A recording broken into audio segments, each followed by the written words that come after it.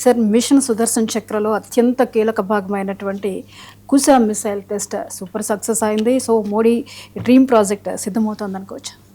Yes అండి, ఇప్పుడు భారతదేశం ఏంటంటే DRDO defence research development organisation లేదా డిఆర్డిఎల్ ఏంటంటే భారత్ ఎలక్ట్రానిక్స్ ఈ సంస్థలు తయారు చేసిన కుషా అనే మిసైల్స్ని ఇప్పుడు అబ్దుల్ కలాం ఐలాండ్ ఒడిశా చాందీపూర్ ప్రాంతం నుంచి సక్సెస్ఫుల్గా ప్రయోగించడం జరిగింది. ఇది ఒక అద్భుతమైన సక్సెస్, ప్రపంచం అవాక్ అయిందని చెప్పవచ్చు. ఎందుకంటే ఈ కుషా మిసైల్ టెస్ట్ అంటే ఈ ఇజ్రాయెల్ ఐరన్ డోము, తర్వాత యునైటెడ్ స్టేట్స్ ఆఫ్ అమెరికాకు ఉన్న గోల్డెన్ డోములు మించిన ఒక అద్భుతమైన మిసైల్ షీల్డ్ని ఇండియా తయారు చేసుకున్నట్టే.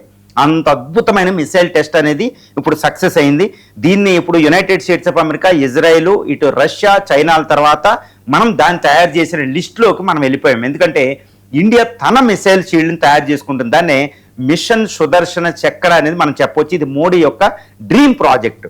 ఈ డ్రీమ్ ప్రాజెక్ట్ 2030-35 నాటికి కంప్లీట్గా ఇండియాలోకి వచ్చేసింది. దానిలో భాగమై ఈ కుషా మిసైల్ అనమాట. ఈ కుషా మిసైల్ అనేది ఇప్పుడు బరాక్ 8, ఇప్పుడు సుదర్శన చక్ర ఏంటంటే మల్టీ లేయర్డ్ ఉంటుందండి. ఈ టాప్ లేయర్లో S-400 రష్యా నుంచి మనం తెచ్చుకున్నది. ఈ కిందలో ఈ బరాక్ 8 అనేది ఉంటుంది. ఇంకా షార్ట్ రేంజ్, ఆకాశ్ ఇవన్నీ ఉంటాయి అనమాట.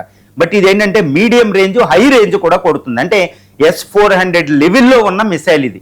రష్యా నుంచి మనం తెచ్చుకునే S-400 మెయిల్లో ఉన్నదే సమ్ గ్యాప్స్ని ఫిల్ చేస్తుంది అనమాట. ఇదేంటంటే M1, M2, M3 3 లేయర్స్లో పనిచేస్తుంది అనమాట. బరాక్ 8 తర్వాత 150 కిలోమీటర్ల రేంజు, తర్వాత 250 కిలోమీటర్ల రేంజ్, తర్వాత 300 to 400 కిలోమీటర్ల రేంజ్లో M1, M2, M3 మిసైల్స్ ప్రయోగిస్తారన్నమాట.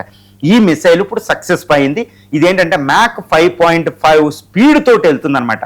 ఇది S-400లో దీంట్లో ఎన్ని ఉంటాయంటే ఈ యొక్క శత్రు మిసైల్స్ని ట్రాక్ చేయడం, దానికి ఇంటర్సెప్టర్ కిల్లింగ్ వెహికల్ పంపించడం, దాని యొక్క మిలిటరీ శాటిలైట్లు పనిచేస్తూ దాన్ని ట్రాక్ చేసి గాల్లోనే పేల్చేయడం. మన శత్రు దేశాలు అసలు ఇండియాకి 150, 250, 400 కిలోమీటర్ల అవతలే దాన్ని పని పెట్టేస్తాను అనమాట. ఇది కిల్ వెహికల్తో ఉంటుంది.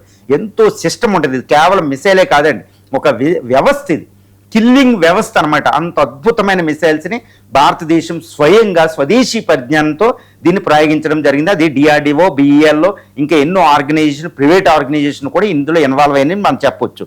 ఈ ప్రాజెక్ట్ ఇప్పుడు ఏంటంటే దీనివల్ల ఏంటంటే భారతదేశం సెక్యూర్ అయిపోయినట్టు మనం చెప్పొచ్చు అనమాట. ఎందుకంటే శత్రు దేశాలు ఇటు పాకిస్తాన్ నుంచి షహీను ఇలాంటి మిసైల్స్, చైనా నుంచి డాంగ్ ఫెంగ్లు ఇలాంటి ఎయిర్ క్రాఫ్ట్లు 5th జనరేషన్ ఫైటర్స్ కూడా భారత గగనతలంలోకి రాలేవు. ఎందుకంటే శత్రు దేశం యొక్క డ్రోన్లు నెంబర్ 1, నెంబర్ 2 ఫైటర్ జెట్లు, ఈవెన్ స్టెల్త్ ఫైటర్స్ అంటే 5th జనరేషన్ J-20, J-35 లాంటి స్టెల్త్ ఫైటర్లు, ఏది 5th జనరేషన్ ఫైటర్లు చైనా కూడా భారతదేశం రాలేవన్నమాట. తర్వాత సబ్ క్రూయిజు మిసైల్స్ కూడా భారత గగనతలంలోకి రాలేవు. ఎందుకంటే ఇది ఆపేస్తుంది అనమాట. అంత శక్తివంతమైన కుషా మిసైల్ని భారత ప్రయోగించింది. అందుకని ఐరన్ డోము, ఈ యునైటెడ్ స్టేట్స్ ఆఫ్ అమెరికా ప్రపోజర్ గోల్డెన్ డోమ్తో సమానంగా చూడొచ్చు. మనకు భారతదేశం ఏంటంటే S-400 భారతదేశం నిర్మించుకుందని మనం చెప్పొచ్చు అనమాట. ఇది 2030 నాటికి పూర్తిగా భారతదేశం యొక్క వాయుసేన, అదేవిధంగా నేవీలోకి ఫస్ట్ వెళ్ళబోతుంది. ఇప్పటికే 40,000 కోట్ల ప్రాజెక్టు ఇప్పుడు ఎయిర్ ఫోర్స్ తీసుకోవడం జరిగింది. నేవీ కూడా దీనికి బ్యాటరీలకు అనుమతిస్తున్నారు. సో ఈ సక్సెస్తో ఇండియా తిరుగులేని ఒక శక్తి ఇటు పాకిస్తాన్, చైనాలకు కంప్లీట్గా మనం చెక్ పెట్టేశాం అనేది మనం చెప్పుకోవచ్చండి.